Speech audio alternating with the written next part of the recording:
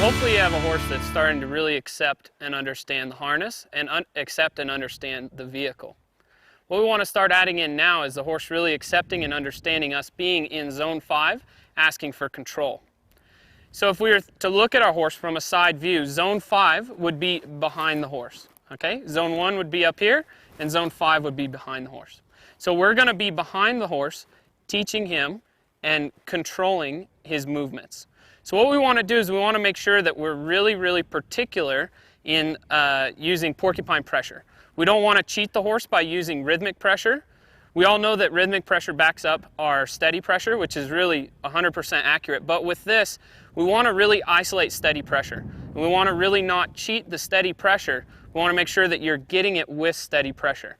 If you feel like you're at a point where you really have to go back and use rhythmic pressure, then you should do exactly that. You should go back. If you feel like you're in this and you're going, wow, I just can't get this without using a little rhythmic pressure to ask my horse, then you and your horse are not quite ready. And you really want to go back and really look at your foundational understanding of pressure and start to build that up a little bit more. So the idea here is we're going to start to ask for more control, but we're also setting our horse up to know how to really use his body in the vehicle. In the vehicle, like we were talking about before, the horse has to know to step his front foot over to turn and yield his hip to follow. Okay, so we're going to put together all these pieces of this puzzle in this segment to where we can really get the horse to understand my leadership from zone 5. And what's really important is you'll see that I'm going to stick with steady pressure to teach it. You can refine later with rhythmic pressure, but we want to make sure that we get it taught with steady pressure. So the way that we want to set our horse up for this is we want to put him into a set of long lines. The long lines that we use are made out of a product called polypropylene. They're super light, and they give the horse a lot of release. You could use your 22-foot ropes, but the problem with it is that it would put a little too much feel up here on zone 1 and might block him a little bit more than we want to. We want the horse to feel real airy and free up here on the front end to where we're not putting a lot of constrictive pressure in there. So that's the reason we use these. They're real light, and they'll give a nice release to a horse. The other thing that we're going to use is we're going to use some sort of rein guides. The rein guides that I choose to use are normally my Western saddle, my riding saddle. My wife uses her little English saddle on her horses. Or you can use a surcingle. So the surcingle, I just pulled off the harness here, and I run my lines through the shaft loops. Okay, the reason I run them through the shaft loops is because I want to mimic my lateral trace pressure and also my shaft pressure. If you look right where my line is going to run, it'll be at the exact same height as my lateral trace pressure. The reason I don't want to do this without a rein guide is that if my horse was to put his head down, then he would accidentally maybe step through. And if I'm wanting to really isolate steady pressure and stay really pure with my steady pressure, I need to set him up as best as I can to not have it be these guys head on the ground eating. I go, whack, stand up, right? And get him to do that number, because then I'll kind of lose my isolation of what I'm looking for. I want to set him up to where he can drift and be a little lost and it won't be a big deal. The other thing that we don't do is we don't run our lines up here through these upper rein guides. The reason is that it puts no lateral trace pressure in, and what it ends up doing is it puts no feel on the hindquarters, to where the hindquarters can then just turn around. I'm sure there's people out there who've tried it, I've tried it, where you run your lines through here and you go to make a turn and the horse just turns around through the middle of his body and looks at you, which is not the best thing when you're trying to drive. So we want to set the horse up to where we can help keep him straight and in front of us and not turning around and coming back to us. So the next thing is the way that we snap our long lines on. The way that I like to do it is I actually snap into the cheek of my halter. This is what I call the cheek of the halter. So it's above this knot where you normally would keep your lead rope. And the reason for this is that if I pull on this, it's going to put pressure down low, which encourages the horse to be straight. But then if he got a little lost or a little confused and I pulled a little more pressure, it would slide up along the side and help him find it a little bit better.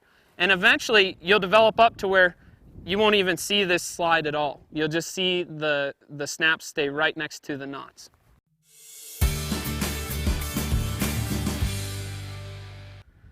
So within your foundation on your saddle horse, you know that your direct rein talks to your horse's front feet, and your indirect rein talks to your horse's hind feet. With the driven horse, it's the exact same. We've got a connection to the horse's front feet and back feet. What we want to do is we want to be able to connect it up to where if I was standing right here, I could ask her to shift her hips over, or I could ask her to shift her front end over, depending on which rein I used, my direct or my indirect rein. With a riding horse, you get your direct rein by pushing your arm out and your indirect by bringing your arm across. With the driven horse, it's not about your hand position. We see people all the time that are doing this while they're long lining their horse and they're trying to help him like that. But the thing is that your line is going through a rein guide. It's going to stop any of that you may have inflicted on the horse. You don't change it. By my hand going over here or going over here, it still goes through the rein guide and still puts the same feel on my horse's face. So the way that I get a direct and an indirect rein is by where I place my feet and the feel that I put into my hands. If I'm standing over here, then my direct rein is going to be my left hand. The way that I can tell this is that it's making a direct line from my hand through the rein guide to my horse's mouth. My indirect rein, which would talk to the horse's hindquarters, would be my right rein. I can see that it's deflected by my horse's hindquarters. If you were thinking about if you were doing like an unwind, playing with your horse, and you pulled and you had him just with one line, then this would talk to the hindquarters. It's an indirect rein. The hindquarter would step over, and then the horse would switch eyes, and then you'd get a hold of his front end, and you'd bring the front end over. Okay, so direct and indirect rein. So the way that we do it is by our body position. If I move my body over here, I've just changed eyes in my horse, and I've just changed from a direct to an indirect with whichever rein it was. So my indirect rein, see, that's a nice offer from her. So if she offers that, I'll just leave her be. There's nothing wrong with that. I want a neutral. And so if your horse offers you something really cool, when you're just trying for neutral, you say, oh, thanks. That's awesome. I don't want to kill her try. I really appreciate the fact that she wanted to switch eyes for me. Okay? But if I'm over here like this, now my new direct rein is my right rein. And my indirect rein is my left rein. Okay? I can see it clearly going from my hand to the halter. So that makes it a direct rein. And if I pull this, I'll have a connection to the horse's front feet. So if I stepped over here and I applied a little pressure, what I'd like to see from my horse is that right there. You look for the little tries. You got to look for those little soft tries and give her a break when she does them, and then she'll give you a whole lot more when you do that. So I'm reading what are her front feet doing and what are her hind feet doing. So her front feet are kind of drifting back, which is fine. What I'm looking for is I'm looking for her to really hold her front feet and then switch eyes like that right there. Very good. So when she switches eyes, she switches my direct or my indirect rein into a direct rein. So I was pulling my left rein, asking for her hindquarters over, and she gave me so much hindquarter that all of a sudden now I have a connection to her front feet. So if I step back over here, then now my left hand became an indirect rein again. And what I'm really looking to have happen here is I'm looking to be that I could apply a little pressure like that. See, she didn't drift her front feet that time. I really want the front feet to hold their ground and for her to switch eyes, right like that, right there. Okay? She gives me all that effort. Perfect. Exactly the way it should look. Now, I have my indirect rein just became a direct rein. So if I took and I pulled a little direct rein, I could connect to that front foot, hopefully, and get a little turn on the haunches. So I could talk to it and set it over. I could try and set it over like that. And see how we can start to get a little hindquarters and then forequarters, like that. Very good. So then if we went back this way, we could go indirect rein, asking for the hindquarters. Now this is the other indirect rein. So right now it's my right rein that's my indirect rein. So I'm looking for her to step her hindquarters over. Perfect. But you notice she didn't put a lot of effort into it. She didn't switch eyes. What I'm looking for is for her to do that right there. To switch eyes. Perfect. It's the same as if you were playing within your foundational things. When you're asking for the hindquarters and then forequarters, it's really important that the horse switch eyes for you. It's the same with this. And we really want it to be, though, that the horse switches eyes because of its hindquarter, not because of its forequarter.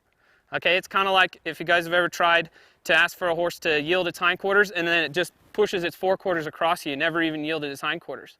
Well, he did switch eyes, but he didn't do it right, because he should do it by yielding his hindquarters. That's the same thing here. It's really important that we're getting our horse to switch eyes because of hindquarter motion, not because of the forequarters stepping over and putting me into the other eye. We want a really clear isolation. The reason that this isolation is so important is, if you think about it, this is mimicking the back end of the vehicle. This is going to help her understand how to turn the vehicle. This is the control that the vehicle has over her hip. It tells her hip to stay in the middle and to yield to it. So that's why we really like this, is because not only is it helping build pathways of communication with her, but it's also helping her set herself up to be really competent when she first goes into the vehicle. Because it's going to be the exact same. It's steady pressure, just like what we did with our 22-foot rope, only in a really clean isolation, saying, can you yield your hindquarters with a steady feel? So then again, if we went now, she yielded her hindquarters, shifted eyes.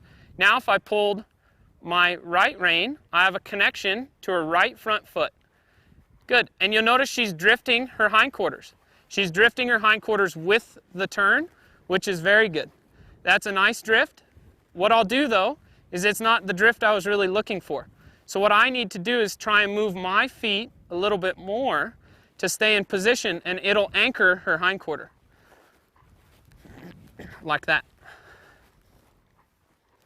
So being in the right position is really important to help your horse understand whether you're going for the hindquarters or the forequarters. If I'm not in the right position when I ask for a direct rein, then what I'll accidentally do with a nice soft horse like this is she'll offer her hindquarter too. So right, there's a little brace there. There we go. Good. Is if I'm out of position. So what I need to do with the direct rein is that as she steps, I need to step to stay on the same angle. If I get lazy and don't move my feet enough, then she'll yield her hindquarters and it'll turn into a side pass. Because if we put a turn on the forehand together with a turn on the haunches, we'll end up with a side pass. So the goal for what you want to get to with this is you want to get it to where you could ask for your horse's hindquarters, and the horse would softly yield its hindquarters and switch eyes for you. See, she still hasn't switched eyes. She still hasn't switched eyes. She still hasn't. That was close. So I'm stepping my feet, asking for the hindquarters. Good. And then ask for the forequarters, like that. Good. So we can start to isolate hindquarters or forequarters, just the same as if you were riding the horse. If you were riding, you'd want to be able to go, can you yield your hindquarters? And then can you yield your forequarters? There, perfect. See, if I step, then I'll keep her hind feet still. Perfect. So that's our goal. We want to get it to where it's a really fluid, easy conversation for our horse, and that they can very easily transition from direct to indirect reins.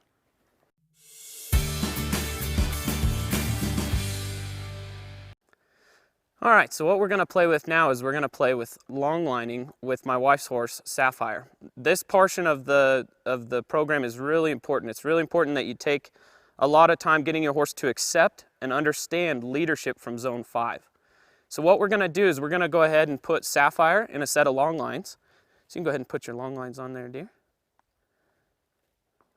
Amy's horse here came to us with a pretty tough past, and Amy's put a lot of time into getting the horse's confidence and into getting this horse to where it really has a good relationship with her. It's a really, really, really neat story of how far they've come. This will be the first time that we've ever long-lined this horse. And we're going to be playing with leadership from Zone 5. And we're going to really try and stay really purely with porcupine pressure. So as soon as Amy gets her long lines on there, we'll go ahead and do that. You'll notice that Amy's in a saddle today. It's really great. If you guys don't own a surcingle, you don't need to go buy one. The best thing you can do is you can actually just use your saddle that you already have and do what we've done here, which is tie the stirrups down. So the reason that we want to tie our stirrups down is so that it makes it to where when we pull a direct rein, our stirrup doesn't just float up here like this. And especially if you're all the way up here like this and your horse tries to turn around, you can end up with it up over top of his back. So what we do is we just take a savvy string and we put it on the other side, on the other stirrup. And then what we do is we run it through the stirrup here and then just tie a bowline knot. You just tie a little bowline here.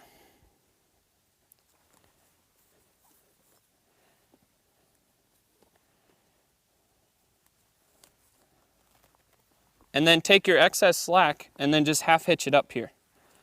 And that'll get rid of all your excess slack to make it nice and neat.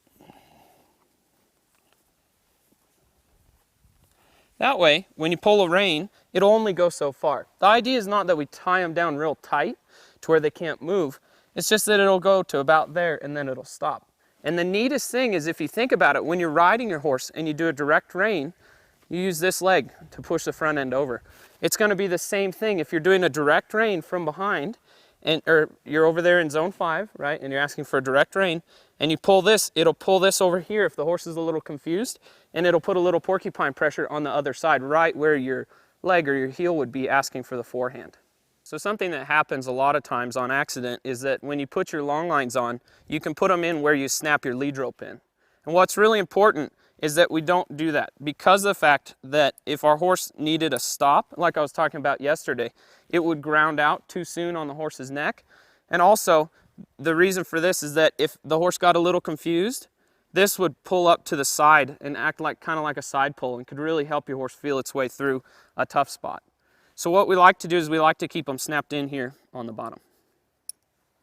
So the first thing, again, what we're looking for is we're looking for a really nice neutral. We're looking for the horse to be as accepting of Amy back there as she is accepting of the horse up here.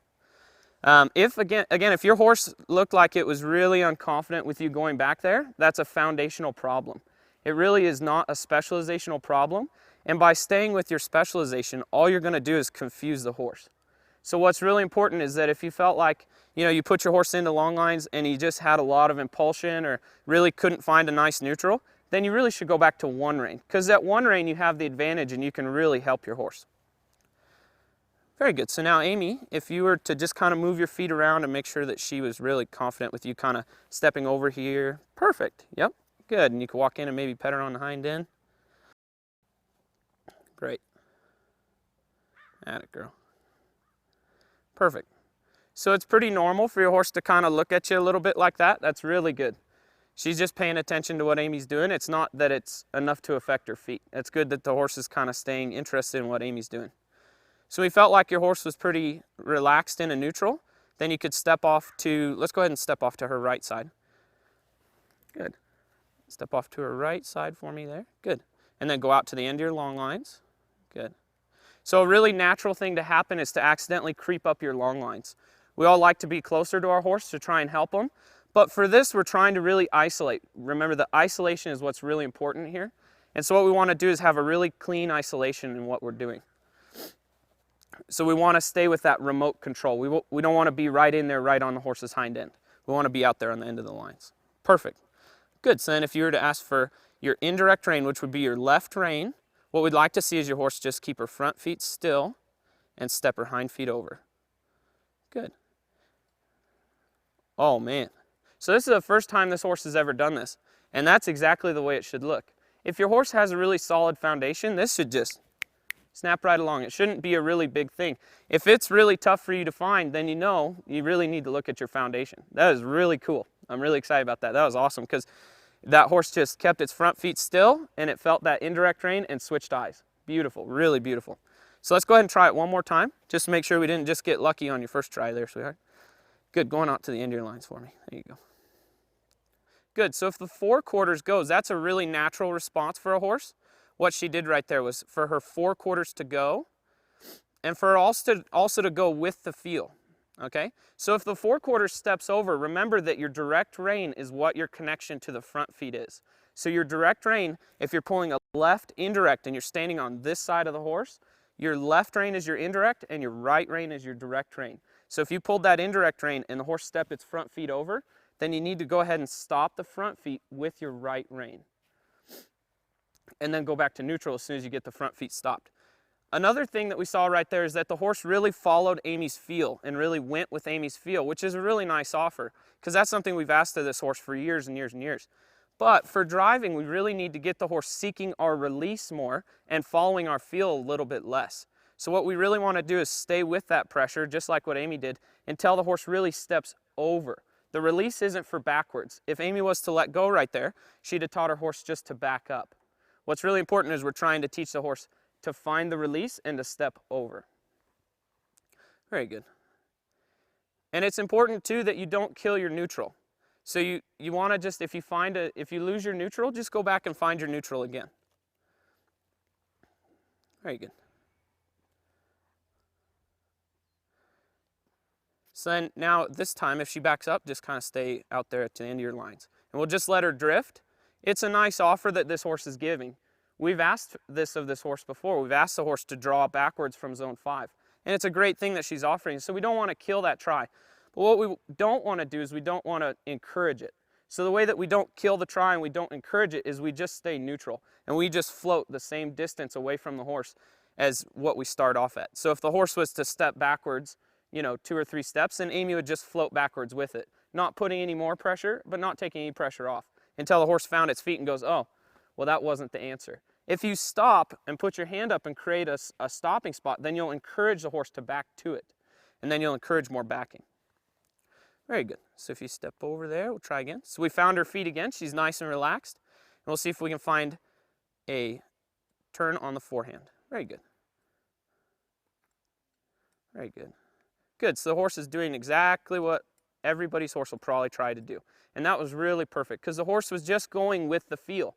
This is the real challenge of driving, is that the pressure is coming from zone 5. And the pressure is heading that direction, but the release isn't that direction. And that's why so many horses are terrified in driving, is because they're going, oh, the release is back here, the release is back here, and then people go, no, whack, the release is up there. They don't teach it to the horse. We need to really teach it like right that. Look at that, perfect. We really want to teach it to where the horse drifts, and he's not wrong. It's a nice offer. What he's offering is not wrong, but we just go, thanks but no thanks, until he finally puts the effort in to try the right thing, and you go, yeah, good job, and she got it. Absolutely perfect, Amy. That looked great.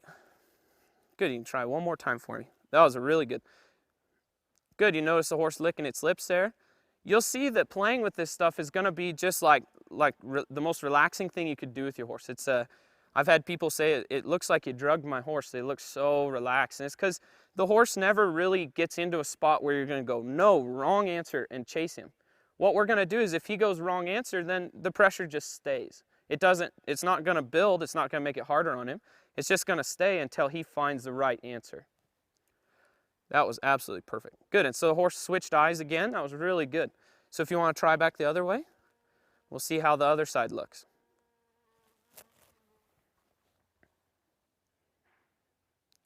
Very good. It's really important with your phases of pressure that you're not just dragging your horse over. You just you set it up and let the horse kind of feel its way through it. That was really good. So what we want to do next time would be just to stop the front end from going. Very good. She's licking her lips again. Good.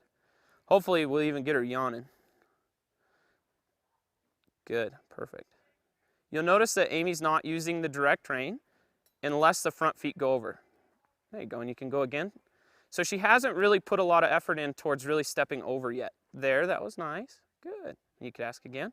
So I always tell people that the amount of release is directly related to the amount of effort that the horse gets put in. If the horse just puts a little tiny bit of effort in, then I'm not going to have a real long release, but I'll still release because I want to acknowledge the try in the horse. If the horse puts a lot of effort in, then I'll give him a lot of release, and it'll be a really nice big soft spot for the horse. Very good. So we're just thinking about that. We're going, how much effort is she putting in? And then that's how much release we're putting in too. There, perfect. Beautiful. That was really good. I hope this looks as good as it does here because this is really cool. Really, really cool. So she was a little bit more sticky on this side. If everybody could kind of see that, she took to it a little softer on her left, and on her right she's just a little bit more stuck. And if anything, she's just a little confused because she's trying to take her front feet over. There's nothing wrong with that. It's just good feedback so we can know, oh wow, we need to really clarify this in this horse's mind. Good, so then Amy can go again. That was really great. And what we're looking to find here is we're really looking to find oh, perfect. We're trying to really find the front feet holding themselves still and the horse not feeling like he has to go with my feel and back up. Excellent. So this is an indirect rein. Perfect. Indirect rein till the horse switches eyes. Excellent. It's really important that you go in there and tell your horse how smart he is. And make sure you know that this is a big thing we're asking of our horse, to yield his hindquarters with steady pressure. This is a really big thing. And we want to make sure that what we do is we always go in and tell him how smart he is. Excellent.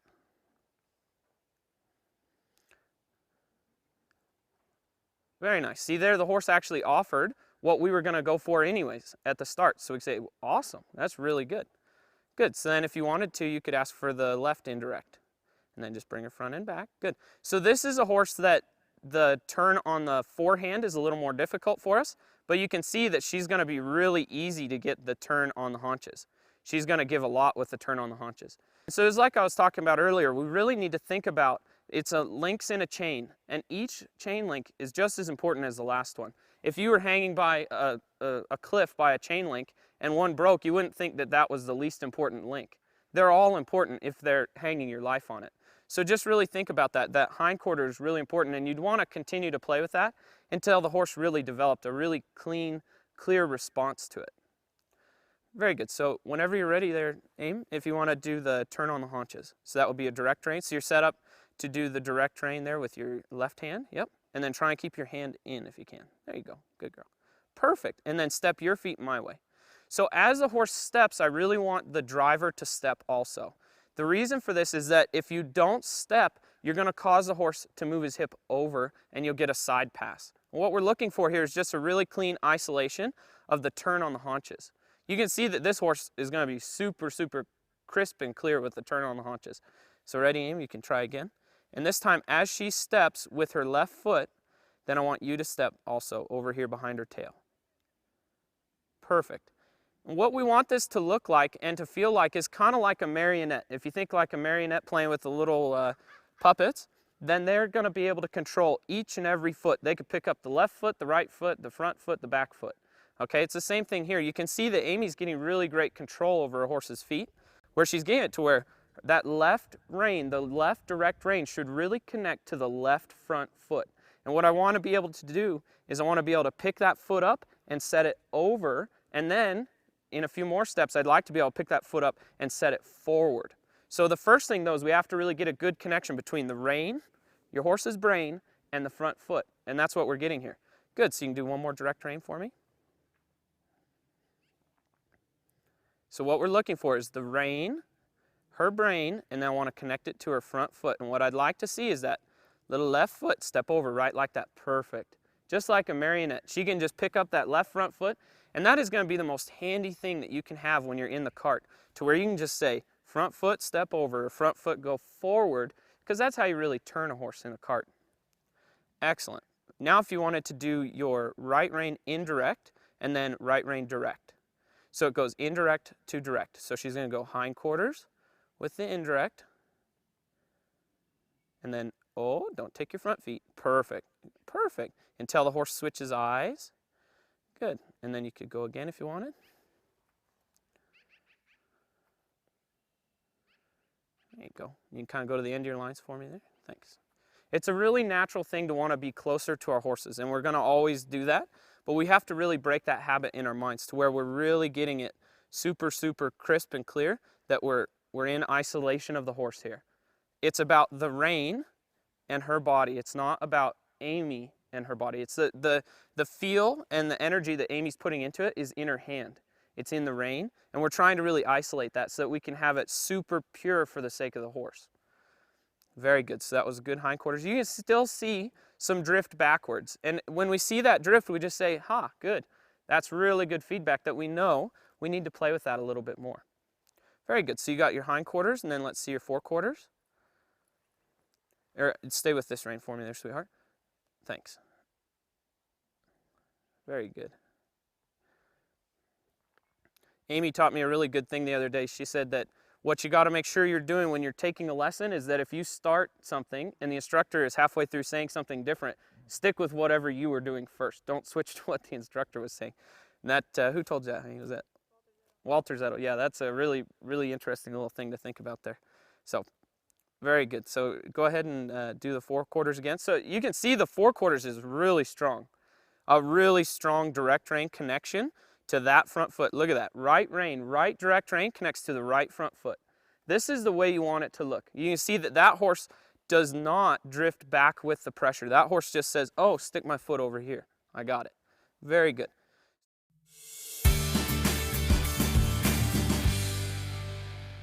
So what's really important is that you have really strong isolations. We really want to have a really clear hindquarter and forequarter where our horse really understands to pivot either on his front feet or his hind feet, depending on whether we're using a direct or indirect rein. As we go along here, as you put things together, it's really important that if you find that one element of this is all broken, or at all broken, that you make sure you go back and fix it and continue to play with it and develop those basic moves. The stronger your horse is in his hindquarter and forequarter moves, the stronger and better he'll be at sideways. When you think about sideways, sideways is just putting together hindquarters and forequarters into one fluid movement. The tough thing about it, though, is that you're asking the reins in opposition. Before, what we've been doing is we've been using the rein together, where we've done indirect with the right rein, and then as soon as the eyes switched, then we went to a direct rein with the right rein. So we continued the same rotation. We just isolated stand on your front feet or stand on your hind feet. Now we're going to add a level of difficulty to it by putting them together. And it's what I call putting them together in opposition, where we're saying direct rein, bring your front feet this way, and indirect rein, bring your hind feet this way. So if your horse has some confusions in this, it's really important that you just go back and really help your horse. So as we start to put this together, our sideways is only our hindquarters and forequarters, which is our direct and indirect rein, just put together. So if I have a really solid direct rein, which is my left rein, now I could ask for my horse's front foot to step over. Kind of get her to wake up here. There we go. So her front foot to step over, and then when she's in motion, I can just ask for her hindquarter to follow. So everybody can see that that was about the dullest sideways that there ever was. Okay, and that's the idea. I always tell people that watching me train a driving horse should be about as exciting as watching paint dry. If it's this big right brain, whack 'em, yelling kind of an experience, you're not doing it right. We're trying to get a really pure, clean isolation. So we'll try again. We'll go direct rein. Get her to wake up here. She kind of fell asleep on me. Direct rein. See that? I talked to the left front foot, but she's not really moving yet. So I'm going to say talk to your left front, and now that she's moving, then I'll ask her hindquarter to follow, like that. That's how we get sideways. So we should be able to come over here and do it on this side. I always tell people I would rather a few perfect steps than a whole lot of crappy steps. And you can see that I'm putting together my direct and indirect rein in isolation of each other, even though we're going for sideways.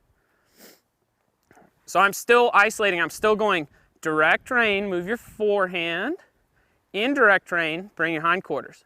And then she'll start to figure out my game and start to put them together and look for the right release here. So there, we start getting a little bit more. Now you'll notice that I got all that movement from my horse with no rhythmic pressure. We stayed very strictly in steady pressure.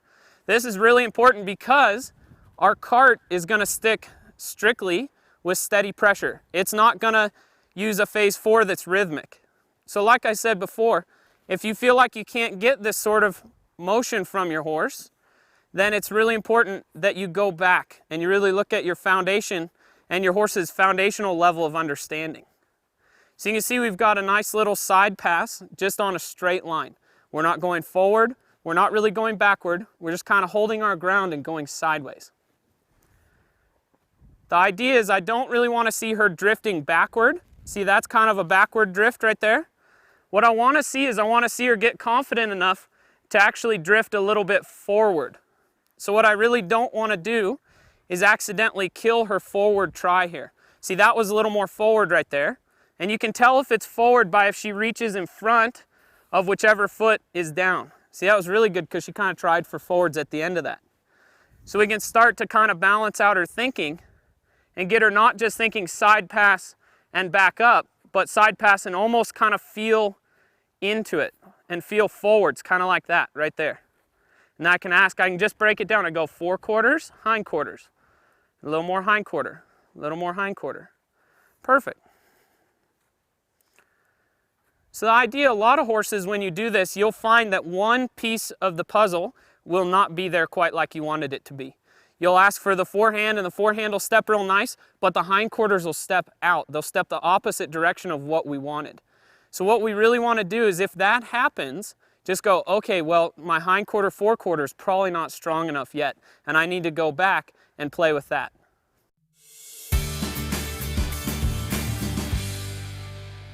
Feel like you want to try a little side pass? Sure.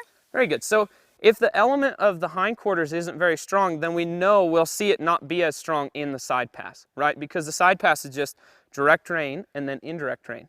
So if you were going to go ahead and side pass her this direction, then you'd start with the direct rein and get her kind of moving. Yeah, good. And now softly get the hindquarter to follow. Very good. So perfect. There, perfect. And then just wait.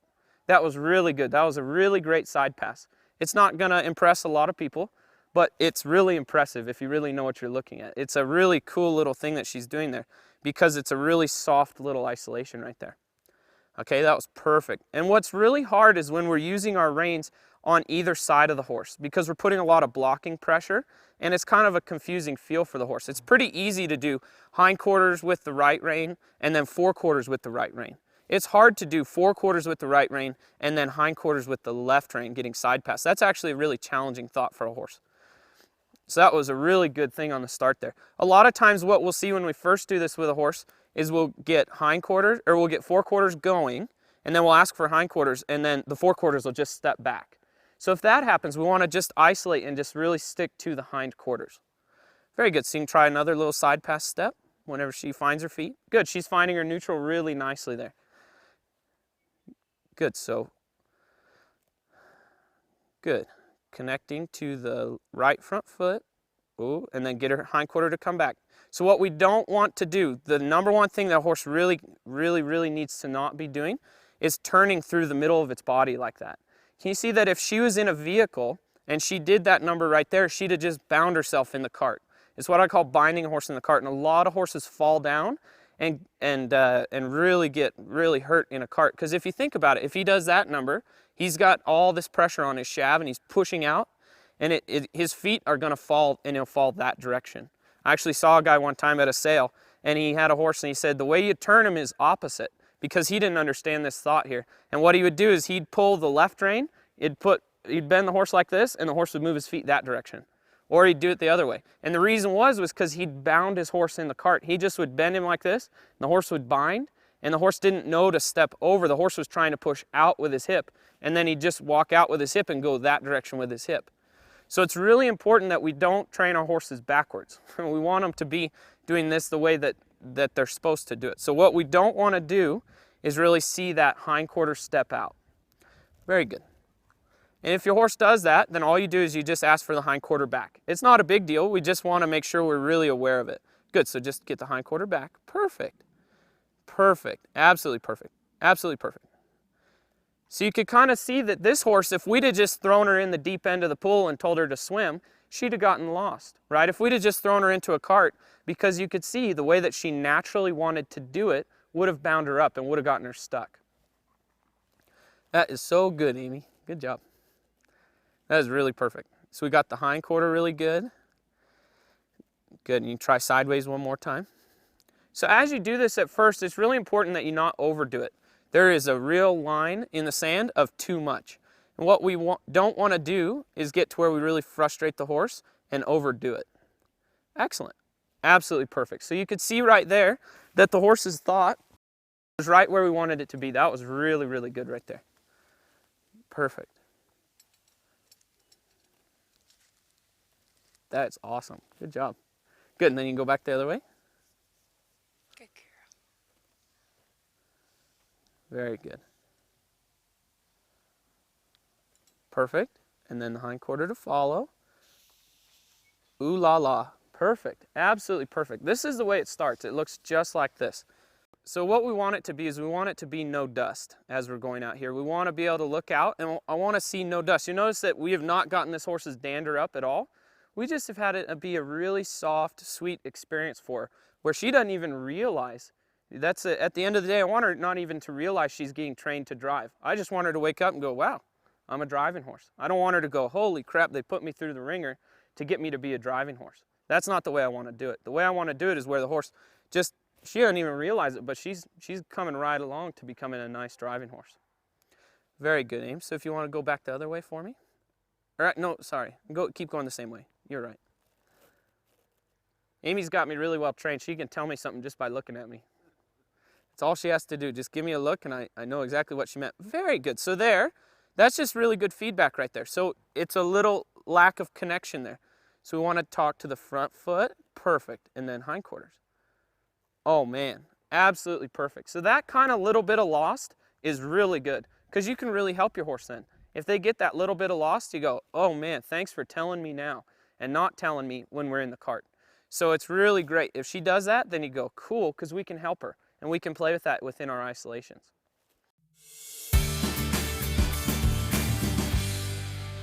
So the leading rein start is going to be the next thing that we're going to talk about. And the reason for the leading rein start is to help balance out our horse's thinking. The way that most people train a horse to drive is they train them a lot with, if the horse kind of comes off the rein or comes back with the rein or follows that feel, then they'll just use a little rhythmic pressure and chase them up.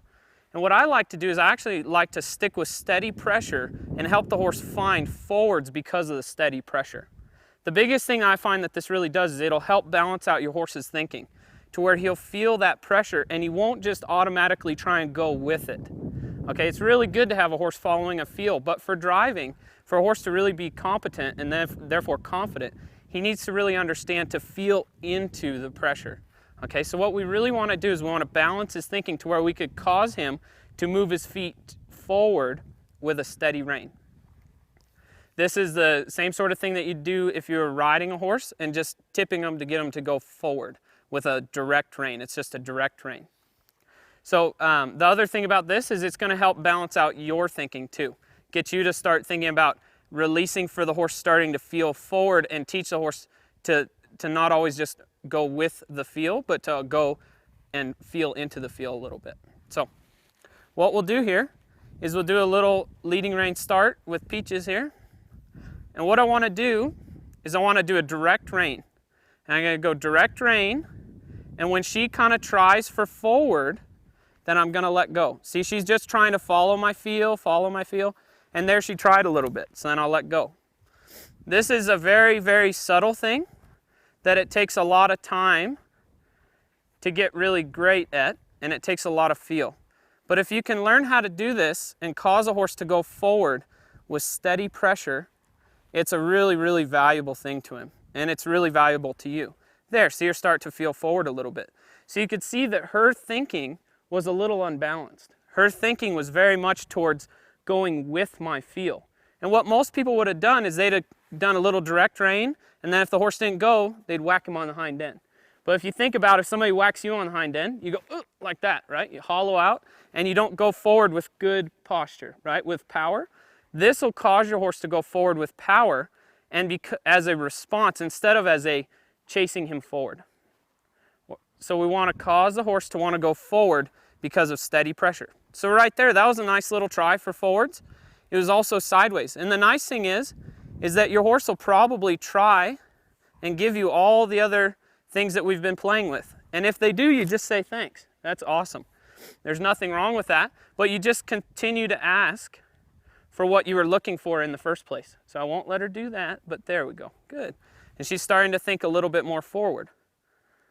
Starting to get a little more balanced thought process, but she's still very stuck. She's still not really thinking about going into that pressure. So I'll just keep setting her up. The most fun thing in the world is try this with a friend.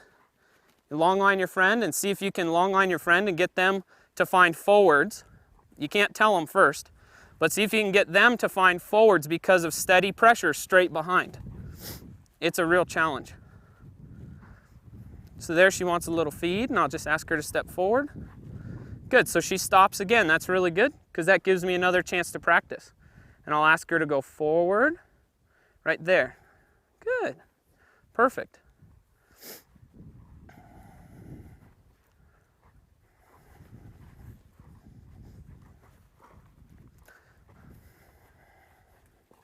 Once she's in motion, I can kind of ask her to be steered a little bit. So once she's moving, then I'll try and steer her. The important thing is don't try and steer the horse before you have motion. If you don't have motion, you can't steer it. So now that we have motion, I can start to steer her. But you'll notice that the way that I'm allowing her to go forward is she's going forward like she would naturally. She's turning through the middle of her body, and I'm not asking her to go forward like she would in a vehicle. I'm asking her to go forward just as she naturally would. I don't want to ask too much control too soon, especially from some younger horses and things like that. I wouldn't want to ask too much too soon. So then you can see how much forwards we got when she finally put together all the pieces.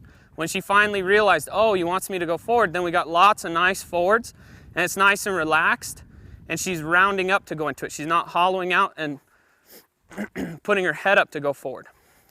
So then as we cruise along, we can ask for a little stop then, maybe. Maybe we should get her to come off the rein. There, good. Then we could try for another little leading rein. See if we can find forward again. See if we can find it. There it is. Perfect. Can you see her thought process is starting to balance out a little bit? There, perfect. So some horses, this takes a little while, and it takes a long time to get to where you can get it. But what I really challenge people with is you really have to be really careful to not cheat it. What you don't want to do is switch to rhythmic pressure. This takes a lot of time and talent to get to where you can do it, but you just got to stick with it and keep just trying to set your horse up to find it. You just really don't want to cheat it to where your horse is going forward because you chased him forward. I want all of my driving horses to go forward off of a steady feel. I like to think of it like the equivalent of this if I led them forward. I always think about like if I was in front of her, leading her, how would that look? So if I found a little stop here, good. And then I could find a little start again. Perfect. Can you see the balance starting to come in? That first thought with that foot was to reach forward. This is just absolutely essential to a horse being competent as a driving horse. They have to know to move forward because of that rein pressure. They cannot be only ever chased into it. If they're only ever chased into it, chances are that they don't truly understand it. We want to really get it to where just the steady feel causes the horse to think forward like that right there. Perfect. So you want to try a leading rein start, dear? Sure. Very good. So when we have a nice connection to the front feet, then we can start to think about having that connection mean forward. Okay, this is kind of a challenging thing to do, and it takes a lot of feel and timing, and it'll be one of the more frustrating things you'll try and teach a horse to drive. One of the more frustrating things you'll do.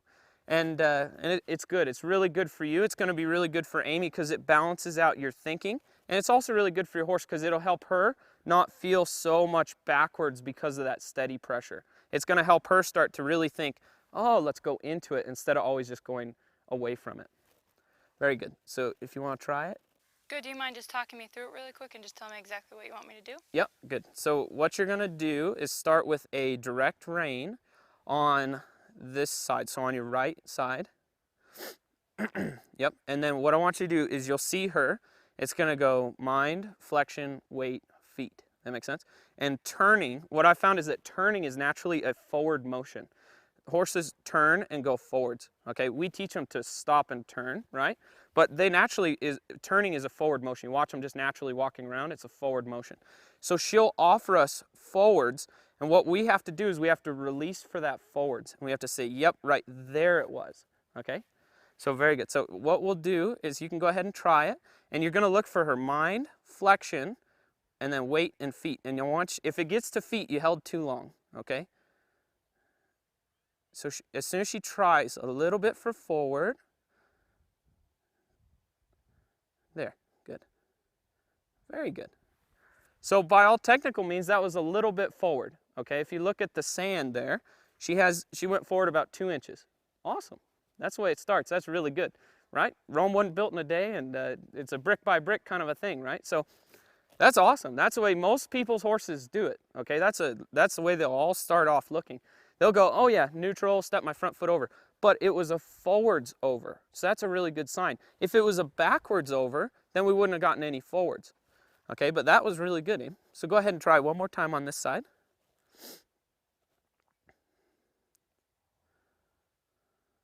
Good. Perfect. And you just have to really release for your horse thinking about going. Very good. Very good. So that was a little more backwards that time. Good. So now go to the other, or you can do this one again. I'm sorry. Go ahead.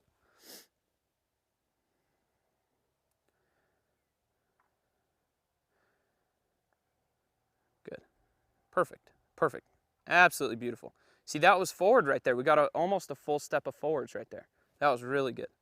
Like I said, it should look like paint drying.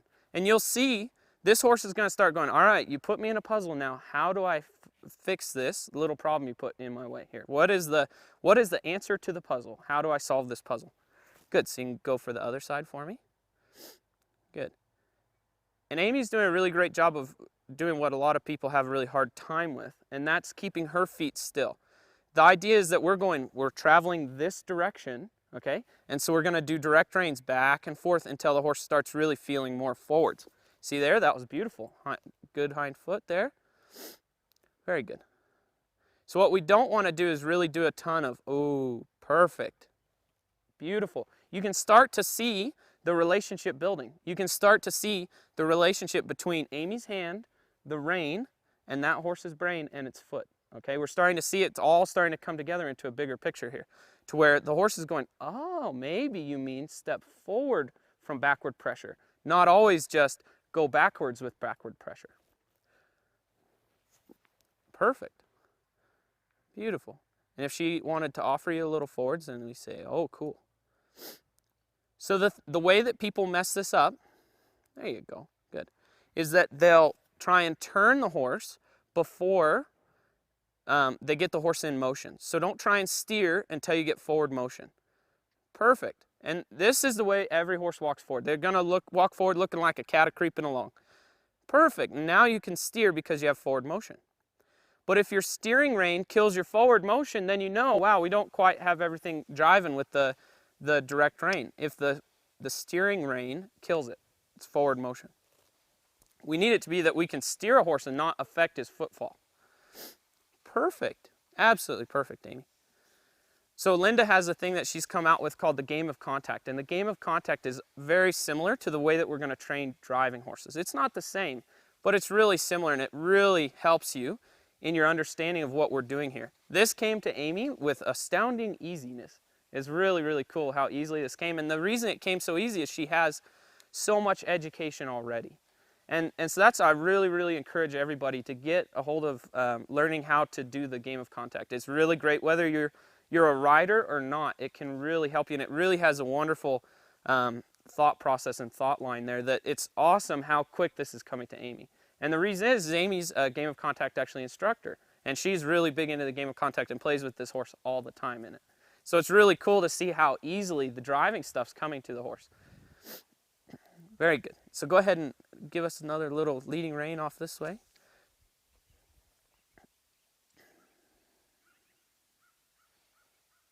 Atta girl. Perfect. Perfect. Very good. And then what you don't have to do there, sweetheart, is you don't have to switch sides. You can just stay on that other side and get a hind quarter and then do the forequarter. Because if we keep moving and doing more than the horse, then eventually, with a lot of people's horses, you won't be able to get forward motion. Very good. Perfect. Got a little scratch there. Great. Good. And you can go again. Good. And then, yeah. Yeah, very good.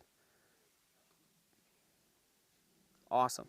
So this is the way it looks. It builds slow. You don't get to where it's just they lope off because of a leading rein in your first session. You just start to get it to where they start getting the idea in your first session. That's really good. I have a customer at home that I really challenged to see how far she could develop this. And she got it to where she could leading rein start her horse from a stop to a walk, from a walk to a trot, from a trot to a canter. And she could do all that just with steady pressure on the rein. And she had taught that horse that the leading rein could cause the horse to go forward. And what she said was, she said, it's like I'm leading the horse from behind him. And so if you think about it, it's not a challenging thought. If I said, today we're going to show you how to lead a horse into a canter from in front of him, that wouldn't be a very challenging thought, right? But if I say, let's do it from zone 5, then that takes some horsemanship, and that's where it starts to get a little more difficult and takes a difference in your thought process and in your feel. Very good, Aim. So you want to try another leading rein start? Let's just get one more good fluid forward motion with her, and then we can call that good for her. She's doing perfectly. Good, so really, yeah, good. Good, and then you can go hind quarter. Yeah, perfect, there, good. So your more introverted horse, which for whatever reason today, this horse is really relaxed and very much more on the introverted side. The way you can help them find the forwards is by using your indirect also, because that helps them break all 4 feet off the ground. It gets all 4 feet in motion, and that'll really help them find forwards. If you keep moving, you'll really just anchor that hind quarter, and the horse won't necessarily be able to find forwards. Very good. So you can see that our horse is not really getting a lot of forwards, but she's doing what I call the right-wrong answers. There's what we call the wrong-wrong answers, and there's the right-wrong answers. The wrong-wrong answers are where the horse is not trying to partner with you, and it's not trying to figure out your puzzle. And the right-wrong answers are where they're figuring it out. You can see this horse is just feeling its way through the puzzle that Amy put her in, and now we're starting to get some good connection here. Very good. So, and she's offering a lot of things that aren't exactly the right thing, but that's okay. Perfect, absolutely perfect. Good, you can pet on her right there. That was just wonderful. So the next thing that we're gonna do is we're gonna move into continuing to develop this with this horse. But then after, this feels like it's a really clear thought for the horse, then we're gonna start to introduce long lining on the grid to this horse.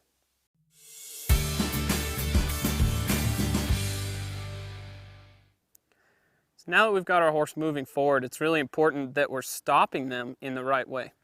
It's important because if you're not stopping the right way, you can build in a lot of really bad behaviors. And we want to set it up to where we're going to be as successful and our horse is going to be as successful as possible. So what I like to think about is if I get a little motion here, ask her to move forward. So I'll do a leading rein just like before. Try and find my forward button again, which I broke. There we go. Good.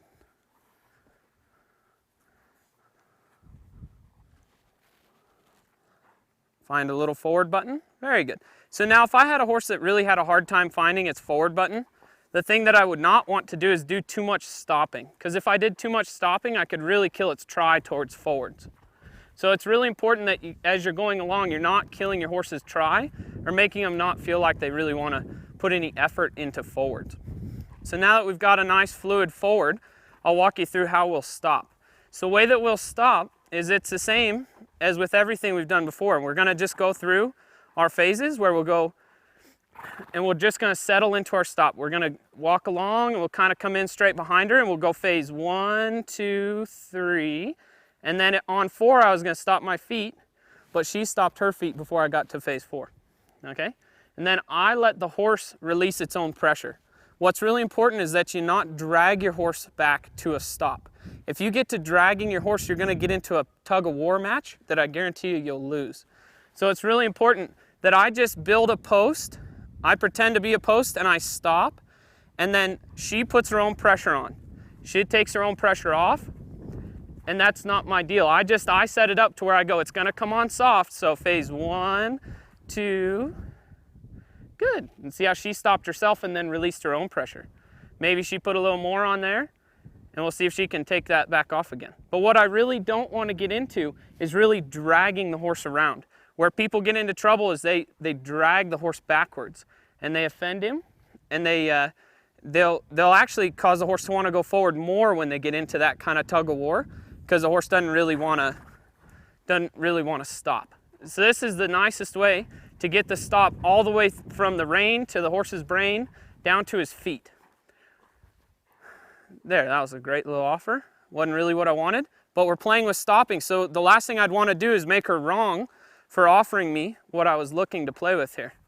So I'll find my forward button again. Good, perfect little offer there. And then when we're kind of fluidly walking forward, then I'll softly, ooh, see that? Perfect. That's exactly what we want it to look like. We want to really develop it up to where we just slow our feet, the horse starts to feel that, and they stop.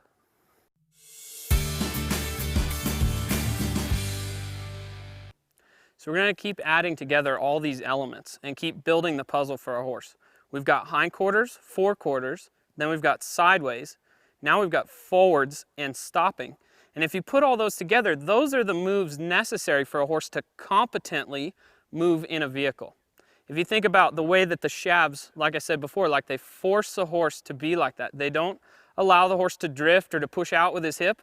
It is not a, it's not a get to, it's a got to kind of a thing. The horse has to step over like that, and he has to reach over with his front end and yield with his hind end. And so as we start to put together all these elements, we're going to start to see a driving horse appear in our little horse here. So the next thing that we're going to add in is we're going to add it all together. We're going to put together all those elements to make what I call a swinging turn. And a swinging turn is the kind of turn that a horse has to make in the cart. A swinging turn is a forward motion. Turning needs to be forwards in driving. We don't want turning to be a backwards motion.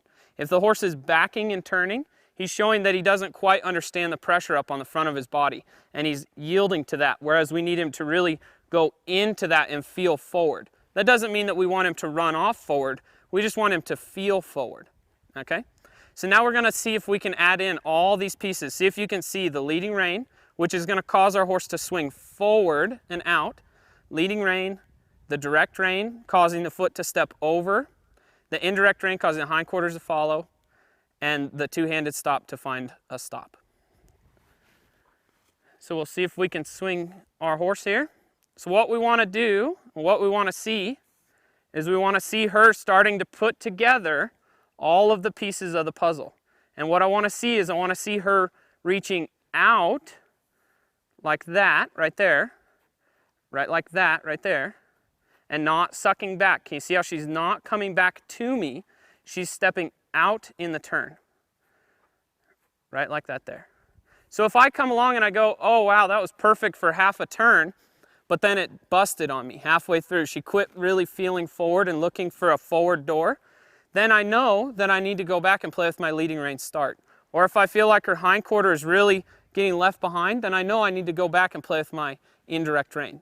There's nothing wrong with playing with any one of these elements with an experienced horse, or even a horse that you've gotten them into the cart. A lot of times the horse will go into the cart the first time with me, and then I'll go right back through everything and play with it and make sure I didn't confuse anything in the horse's mind.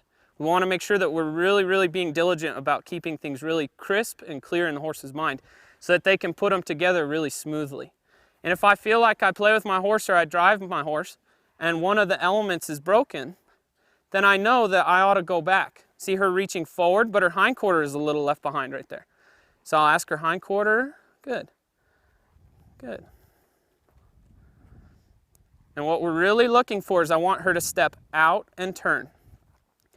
Outing, going out and turning. Good. Good. Good. You start to see a driving horse starting to appear in there. You'll notice that with her, her hip's getting left behind a fair bit. I'm not keeping her perfectly straight, and that's because this is where we start. We don't start by keeping them rigidly straight.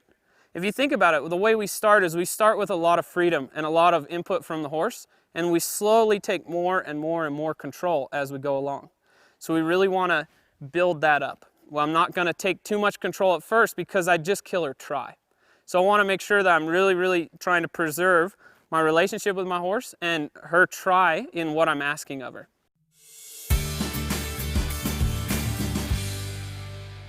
So what's really important as we're taking more and more control with our horses is that we're really careful not to kill their try. We're asking a lot, and we're really requiring a lot of control in the way that they're turning and the way they're moving. And the worst thing that we can do is kind of frustrate them towards it. So it's really important that as you're playing with these things, you're just peppering them in. You don't want to overdo it to where you'll make him just kind of surly towards it. You want to make it just a fun, exciting thing and a part of all the other things that you normally play with your horse. A really good thing to think about, the reason that we need that control is because of the way that the cart's going to require the horse moves. If you think about, if you went home and you took your shafts of your cart like this, and you played with them for a minute, and you see, okay, what does it take to turn my cart? And the way most people do is they get into the shafts like this, and then they turn, and they walk like this. And that's the way most horses naturally do it. But the thing that we have to do is we have to retrain and re-educate our horse on how to be in the cart and how to turn in the cart. Because if you think about it, if your pelvis is twisting like this, that would be your horse's ribs going out, right? And if those ribs are going out and pushing into that shaft, his feet are trying to go that way, and that's how horses fall down.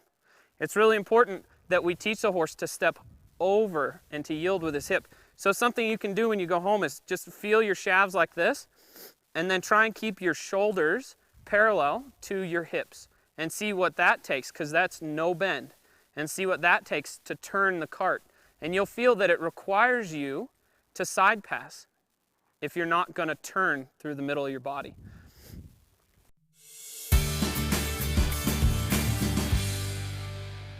So now that we're starting to get some really nice control and acceptance and understanding of Zone 5 leadership, we can introduce the horse really understanding what to do with the breast strap. We should have our horse where it accepts the breast strap and understands it in a friendly way, but now we want to really introduce it in a way where it's a porcupine game, where we're actively seeking a response.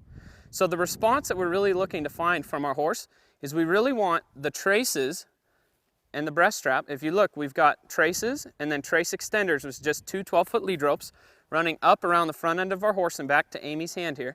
We want that, if Amy were to pull back on them, to mean forward to the horse, okay? So a lot of people, there's a big misconception within the driving horse world where they think that a horse's ability to pull comes from his body size. I've seen people where there'll be a miniature standing next to a big draft horse and they'll say, which one do you think can pull harder? And a lot of times, you know, everybody, they go, oh, it's the draft horse for sure. But in actuality, it's the one who's more confident and the one who understands the game better. That's the one who can pull harder. I've seen miniatures that could easily outpull the draft horse. So in my mind, a horse's ability to pull comes from between his ears, not from his body size, okay? His body size definitely will have advantage, but I've seen really huge horses that could not pull anything. And that was because they had no confidence. So this is how we build the horse's confidence. What we're gonna have for a real consideration though is we've been playing a lot with not having the horse brace on Zone 1 and not having the horse really pulling on Zone 1, right? The reins are still at the point where we're asking the horse to stop with them. And we've just put pressure on Zone 3 that we want it to mean go. So what we have to do is make sure that we're keeping the two pressures really clear in the horse's mind and not mixing them together. I've met horses a lot that as soon as they go onto a heavy load, they pull really hard in your hand and they aren't soft to drive anymore. And that's because the horse associates the pressure on Zone 3 and the pressure on Zone 1 as the same thing. We really want it to be two different things to our horse so that he's really thinking of, oh, okay, this pressure I push into and this pressure I don't push into. So as we're kind of looking at that, then what we're going to do is we're going to make sure that Amy and I are really clear in the signals that we're sending to our horse, okay? So what we're going to do is I'm not going to put pressure on if Amy's putting pressure on. And if Amy's putting pressure on, right? Which is the way? Vice versa. Vice versa would be the way to say it. So if she has pressure on, I have no pressure. If I have pressure, she has no pressure. I think I said it right, okay? So that's what we're looking to get. So if Amy goes ahead, and we're just gonna see what this horse's natural response is. Okay, so what I want you to do, dear, is I want you to put a little pressure on, and then we'll just see what her first thought is. Okay, so we're gonna see what her first thought is. Very good, and then let go, let go, let go. Okay, very good. So this horse's first thought was to back up, right? We can see that, but that's not a really fun thing to drive a horse that would lead by the traces, okay? If you drive up a hill and you stop, you really want the horse to be thinking into the pressure. You don't want him to be thinking to follow the pressure, and we really don't want to chase the horse into it. So what we have to do is we have to change the game. It's no longer follow the feel and go with the feel. Now it's follow where my release is going to be. The feel's coming this way, but the release is out in front of her. So what we really want to do now this time, so that time we let go when she walked backwards. So what we did was we taught her to back up with that. So this time when she backs up, there'll be no release for her, and she won't find a release by backing up. So very good. So then Amy, if you put pressure on, now you'll notice I have no pressure here. Oh, very good. Oh man. Well, that just about never happens right there, but we'll go ahead and try again. Very good. So the key to it is that if this horse backed up, Amy would not release. So the horse is backing up, so Amy won't release until the horse stops. So what's really important is that you think about if a horse is backing, stopping is a forward motion. Okay, if he's backing up, stopping is a forward motion. If he's stopping, forwards is a forward motion. A lot of times people get in a lot of trouble because they put the pressure on and the horse backs up and then he stops and they continue on. But he had a forward thought there that you have to make sure you acknowledge. So we'll go ahead and go again. So that was really good. Amy held until the horse stopped. Very good. And then if she puts effort into forwards, make sure you go. Good. So this is a really, really fun test of your timing and feel. If you have really good timing and feel, it'll come pretty natural to your horse. If you don't, it won't come natural to your horse. Your horse will just stand there and brace into it. And you remember what we're not trying to get is our horse bracing into the pressure. We're trying to get the horse pushing into it. We want an active response to it. Very good. You notice what I'm doing the hard job, and that's just standing here, right, while Amy applies the pressure. And the idea is that we're trying to keep it really clear that she knows there's a difference where the pressure is coming from. It's on zone 3 and zone 1. And zone 1, I'm just leaving her alone. And then Amy, when you get tired, you can switch with me. Good. So, oh, very good. Okay, so that's exactly what we're looking for. But what we don't want to do is we don't want to see a horse just learn to stand and brace into the pressure. That's not the idea. We're looking for an active response. We're looking for a porcupine game, not a friendly game. If it was friendly, then her just standing there, holding it, would be good. What we want is we want her to think forwards and to put it all the way down to her feet, put the thought to her feet. So that was really good. So there she finally took a step. She's licking her lips. That's a nice soft little thing. You can see it hasn't offended her at all. You can pull, there, good girl. Perfect. And then we'll ask again, and we'll see what our horses, see there's a little backwards, so there's no release behind her. So it's really important that Amy doesn't take more and she doesn't take less. She just stays with that pressure until the horse stops. Good, and then ask again. Pull a little harder.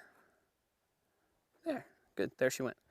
So a lot of times with pressure, you can't really necessarily see it, but you can really feel it. So as you develop this, as you're playing with this, you'll feel your horse put a little try into forwards, and make sure you reward for that little bit of try. That's how you actually get the feet to move. If you ignore that little try, then you won't be able to get forward motion. So you want me to release on also a weight change forward, yep, correct? Yeah, yep. Yeah, release for a weight shift forward also. There you go, take a little more pressure. A little more pressure, a little more pressure. There you go. Now you just let me know if you want to switch.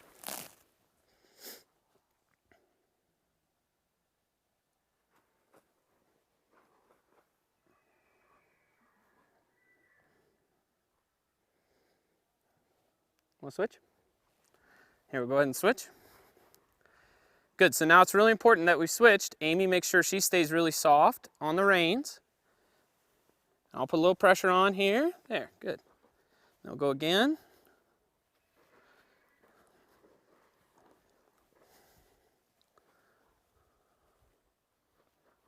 So if she goes backwards, that's okay. That's not the answer. Yep. Backwards is okay, it's just there's no release back here for her. So I'll just keep setting her up to find it. I always like to think about the definition of insanity. See, that was a good try. There's a good try. The definition of insanity is trying the same thing over and over again, expecting a different result. So as long as I'm not changing the game on her, and I'm not changing what I'm releasing for, she's not insane. She'll figure it out. And she won't keep trying the same thing because she's going to go, oh, wow, that sure wasn't the answer that time. And then she goes, huh, there was an answer in front of me. And you can start to see this starting to build up in her mind where she's going, oh, maybe that pressure on the front I should push into and not just have it be a friendly pressure. Good. Good. Very good.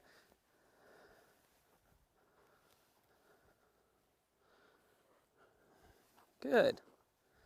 So we're starting to get there. Good. Perfect. So then if we had good fluid forward motion, then Amy will start to turn her to the left. Very good. Good, so remember that you don't want to turn a horse that's not in motion. Good. I can ask her to go forward. Good, if she's in motion, you can turn her. Good. Very good. Perfect. We'll just cruise along here. Good, and then if she finds a stop, I can ask her to go forward again with the traces. So what's really important, I'm sure there's lots of people out there who are super ambitious who could get a horse doing all kinds of really cool things off of this. They could probably get a horse to where he could lope off if he pulled on the traces. But that's not the idea. The idea is we want to cement in our horse's mind an understanding. See, now if I pull, she's pretty strong. And then I could go with her. We want to cement an understanding for the horse that the release is in front of her. But I'm not trying to develop this up to a point where it's like she feels it and she lopes off. I just want her to have a clear understanding in her mind to step forward. So now if we're starting to get that really clear, we can start to talk a little bit more about really putting together all the elements that we've talked about. So if you think about, we're talking about pushing into the load on the front, we're talking about the lateral trace pressure and the pressure on the shafts, friendly. Now we can start to put it all together. So then kind of swinger, turner. If I stay out here, like this, good. And start to get more and more of the picture of a driving horse coming through. Now when we do this, we'll switch to where the trace tender, who's me, always stays on the outside. Good, so we'll go to the end and then swinger. And we can start to put together all the elements that we're looking for to where we can start to see a driving horse. Drive her back the other way. Good. Very good.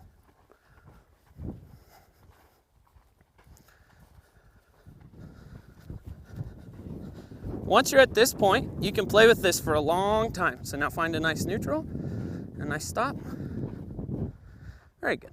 So then the horse stays soft up on the zone 1 because we've kept it really isolated. So what's really important is that as you're playing with this, that you're staying really purely in porcupine pressure. What we really don't want to do is we don't want to give into the urge to help the horse find forward with rhythmic pressure or to chase the horse forward using a cluck or something like that. What we really want to do is we really want it to be a clear understanding. The better your horse's understanding of the pressure, the better it's going to be. I've had horses that they tried the wrong thing for a ways. They let the traces pull them backwards until they finally realized there was no release for them behind there.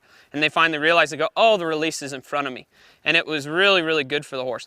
So don't worry about it if your horse has a little bit of a hard time finding it.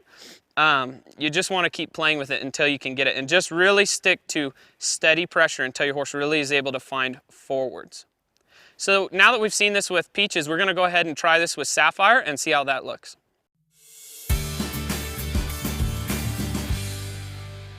So now that we've got Sapphire long lining and accepting the leadership from zone 5, we're going to start to play with understanding the breast strap. So she's kind of more of a sensitive horse, but we're still going to play the game in the exact same way. That the release is not behind her, the release is going to be in front of her. So we'll go ahead and we'll just see what her natural response is to the trace pressure. I always like to start in real soft. You don't want to jerk on it to where you cause the horse to come backwards. The difference between a jerk and a pull is a pull, there's no slack, and a jerk, there is slack. A jerk has the presence of slack. So what I do is I make sure I just pull the pressure and I apply it really softly. So it's, again, I don't want to jerk. I don't want to go boom and just take that slack out of there and really have it be really really kind of a hard slap right there on her chest. I want it to be really soft. I just want her to feel it kind of starting to come on, and then I'll put a little pressure on and we'll see what she naturally does. So you can see that if we had a horse like this hitched to a cart, the likelihood would be that she would not know how to move forward, right? Unless we chased her forward. Okay, so we really don't want to do that. We really want her to go forward as a response to steady pressure. So what we'll do is we're going to come around here until she feels like, well, maybe the answer isn't behind me. See right there? She stopped thinking about coming backward, and she put a little bit of pressure on. So that's really good. See there, that was different right there. her first thought wasn't to go backwards, her first thought was to push into the pressure. And there, she may want to go backward a little bit more, but there, perfect. As soon as she stops, I make sure to release. This is a really big test of your timing. If your timing isn't there, the forwards won't be there. So you got to really make sure you're being really careful with what you're releasing for. So you're really releasing when that horse pushes into the load. And so each time right here that I've released, she's put effort into forward. She's tried a little bit forwards, like right there. It may not be real easy to see, but I sure can feel it. That's the trouble with pressure, is you can see it. I mean, you can feel it, but you can't necessarily see it. So there, she finds forward. Now with no trace pressure, Amy can give her a little direction to stay straight. That was really good. But now we're going to isolate again. So again, we really want to keep her soft on zone 1 and really strong on zone 3. So we're going to keep a really clean isolation. I'll put a little pressure. And then if she goes forward there, sweetheart, you can steer her. Very good. So just remember, you can't steer a stopped horse. Steering and turning is a forward motion. There, like that. Perfect. That was a really good try for her. We just really want to make sure that we're releasing for those little tries to where you can see her starting to go, oh, maybe I should push into that. Ah, very good. So if you steer her around there, good. So now you'll notice that I'm staying neutral. We'll turn her around and go to your left there. I'm staying very neutral as we cruise along here. Good, and then if she found a stop where she wanted to stop, then perfect, perfect. So she kind of found a natural stop. And when she stops, then I could ask her to go again. Ooh, good one. Then as she's traveling, I could put a little pressure on here and I could say, what do you think of it while you're in motion? See that? There, she thought to go into it. Very good. Now I could say, okay, well, if I was cruising along and I put a little pressure. See, the last thing I would want to do is really kill her try towards forward. So now I'm going to ask her to go forward again. She's not got forwards, not got forwards. There, that was a forward thought. There, that was a forward thought. There, that was forward. Perfect, that's really great. So this is the way we want it to look. And you can see that this horse went backwards a fair bit. You can go ahead and stop. But she still was able to put it together that the response we're looking for is to push into the trace pressure.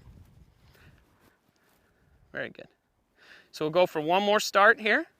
And I'll just apply a little pressure. We'll see if she can find a forward. Perfect. Perfect. And that's the way that it starts, to where she's starting to put it all together. Very good. Excellent. Good. And you can find a stop there, sweetheart. And that's the way it should go, right there.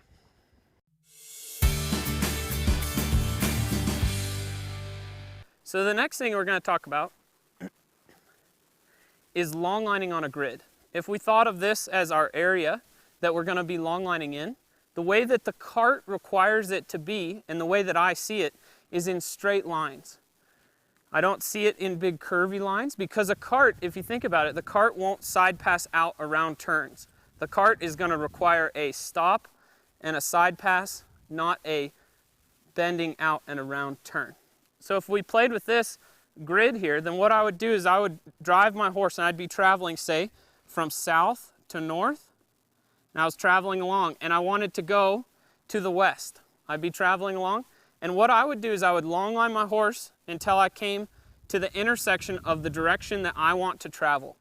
What's really important is I don't stop my horse on the intersection, I stop myself on the intersection. So if I was to put myself here, I'd put a circle for myself and an X for my horse. So what we do is we long line our horse up, he comes to a stop, we stop and relax. It's really important that we not kill our neutral by putting too many pieces together. It's kind of like, you ask a great music teacher and they'll tell you that the way that you make good music is it's actually the pauses between the notes. It's not the notes themselves. So it's really important that we put really good pauses in here and not just sound like a little kid banging on a piano hitting every single note all at the same time. We want to put some beautiful pauses in. So it's really important that we come up, we pause and relax, and then we side pass over to here to the line that we want to travel on. Say we want to travel down this way. So then we side pass over to here until our horse stops with his feet on the new line. When his feet are on the new line, again, we stop and relax. When we have our relaxation, then we can travel down the line until we get to the next juncture of where we want to turn. These lines, they're everywhere. The way that I see them is you could have them anywhere around here. So you could travel on down here and you could stop at this intersection with your horse out here, relax, side pass, stop, relax, then go forward. And maybe you wanted to head kind of northeast here and you could see yourself a little line like that and you'd travel along until you came with your feet to the intersection. Your horse would be out here, you stop and relax, and then you do a swinging turn. You swing them all the way over until they're on the new line, let them relax, and then travel on down the new line. You'll see that this is going to be very demanding, very, very demanding. And the reason is because we want feedback from our horse. We're trying to get it to where he really gives us some really strong feedback where he says, that's a little too much, right? And if he does, then you say, whew, good thing he told me that, because I'd hate to find out when I was in the vehicle. I want to find out now so that I can help him. So what you're looking for when you're long lining your horse on the grid is you're looking for feedback. You're trying to find it where you go, wow, my horse really has a hard time with his hindquarters or his forequarters, or maybe putting it together a little bit too much or something like that. And then you can isolate and go back and help put it all together for your horse in a way where it's going to really make sense for him. So now that we've seen it on a whiteboard, we're going to go ahead and show you how to long line on a grid with a horse. So this is going to be the start of long lining on a grid. So what we'll do is we'll ask our horse to find a little forward button. There, good. We'll find forwards, very good.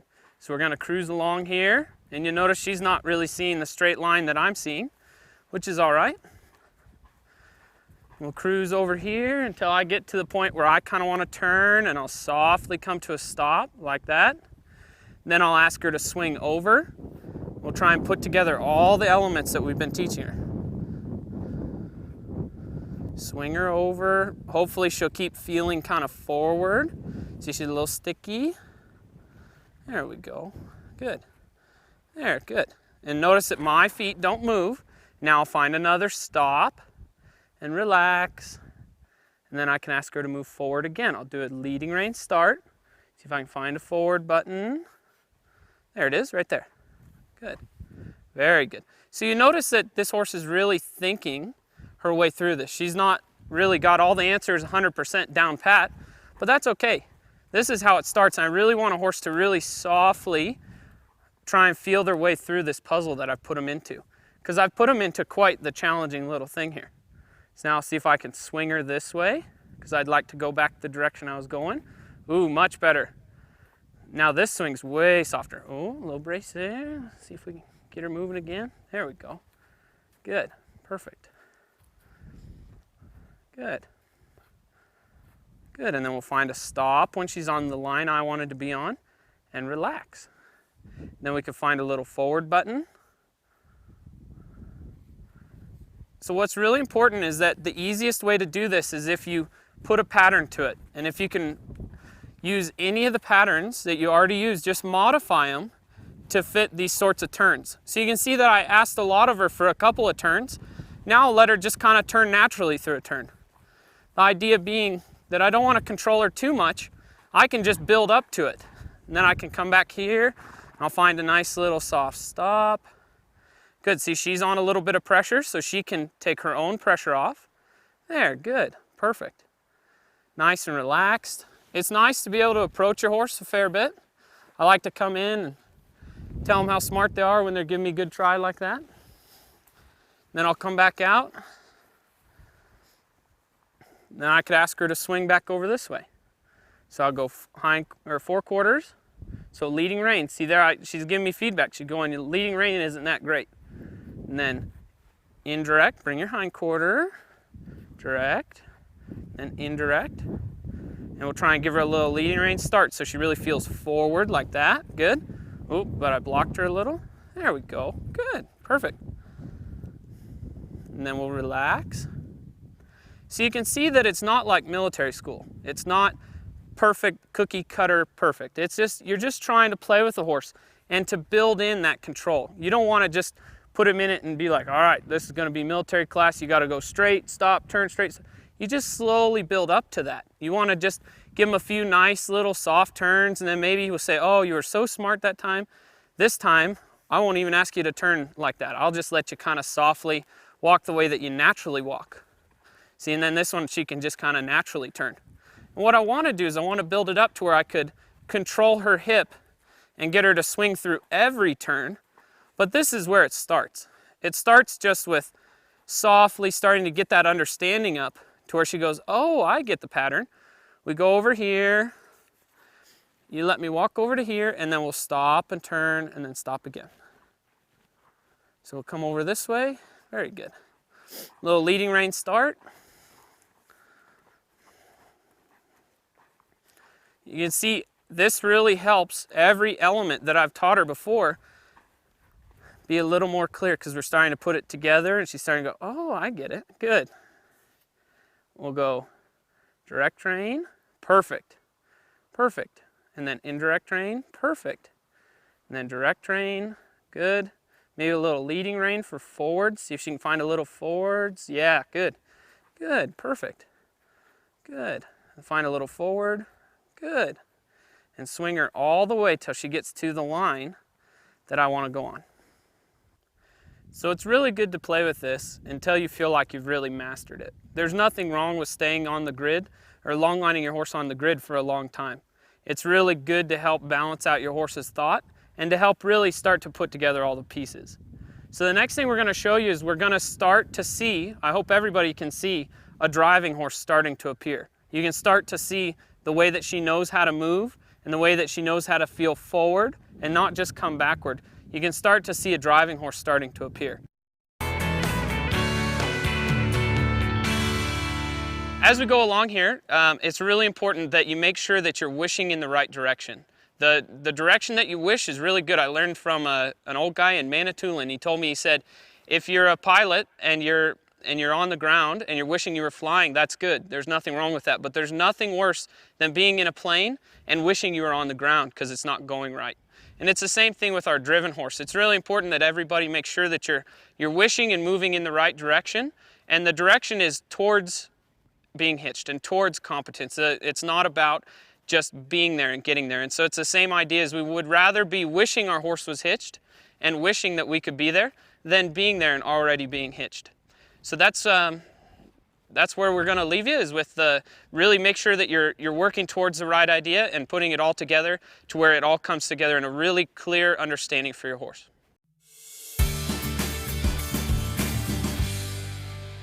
Amy and I are really honored to have been able to be a part of the start of your journey towards training a horse to drive. We really look forward to continuing your education and continuing our own education as we go along. We're really excited. We have a lot more information that we want to share with people, and we just really want to put the foundation first before the specialization in your education and in training your horse. We really look forward to seeing you down the road, and we hope you have a really great time. And remember, keep it natural. Bye, folks.